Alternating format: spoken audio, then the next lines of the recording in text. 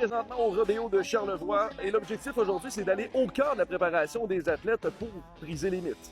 Donc, on entend le mot rodéo, on pense que c'est une seule discipline.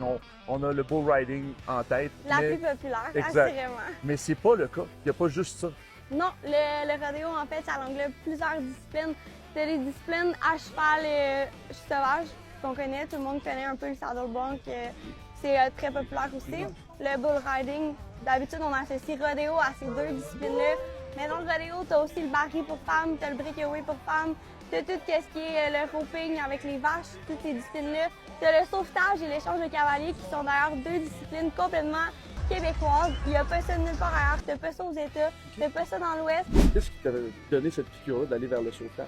Vraiment, là, l'épreuve de vitesse, là, on est dans le summum de la vitesse de ce qui se passe dans les rodéos. Là, ça, puis la course de baril. Mais la course de baril, c'est juste pour dames.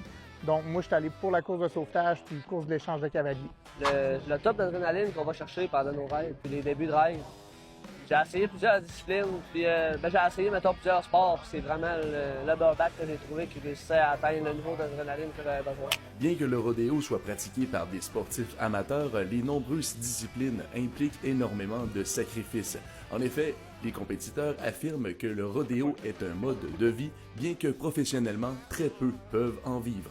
En général, les cow-boys, ils vivent pas de ça parce que les frais associés à ça, c'est tellement cher. Les gens, ils savent pas nécessairement c'est quoi comme frais, puis c'est quoi la préparation que ça prend pour se préparer pour un rodéo. Mais tu sais, t'as tes chevaux à la maison, faut que tu les nourrisses. Il y a les soins de vétérinaire qu'il faut que tu payes, ça coûte extrêmement cher.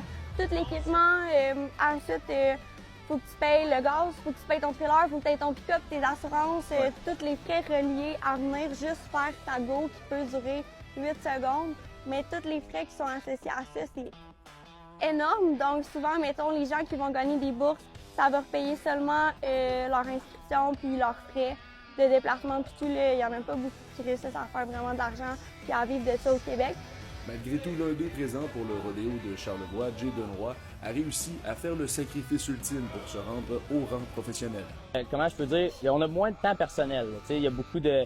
ça tombe qu'il y a plus de paperasse à faire, etc. La route aussi. Puis ben, il y a beaucoup plus de promenage. Mettons, juste venir ici. Puis venir ici, c'était de la route, mais on est en véhicule. Là, mettons, avec ceux que je m'en vais faire, il y a plus d'avions, etc. Il y a plus de business, etc.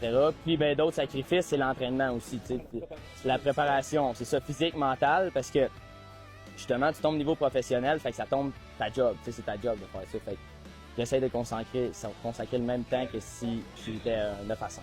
Souvent, quand les gens qui connaissent pas le rodéo, ils pensent que le rodéo est une discipline, mais c'est plus un événement. Oui.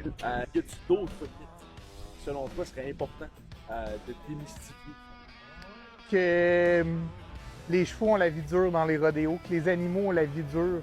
On les aime plus qu'on s'aime souvent. Là, honnêtement, mes chevaux, ils se font masser. Tous les traitements qu'ils peuvent avoir, les suppléments, leur mise en forme. Moi, si j'ai le choix entre aller m'entraîner moi ou aller entraîner mon cheval, ben je vais entraîner mon cheval pour pas que lui il se blesse. Puis moi, je m'organiserai avec celle que j'aurai à la fin. Là. Mais nos chevaux là, sont chouchoutés. Ils aiment ça. Dès que tu approches la chute, ils veulent rentrer, ils adorent ça. Tu peux pas être à ce niveau-là si l'animal n'est pas passionné autant que toi. C'est vrai que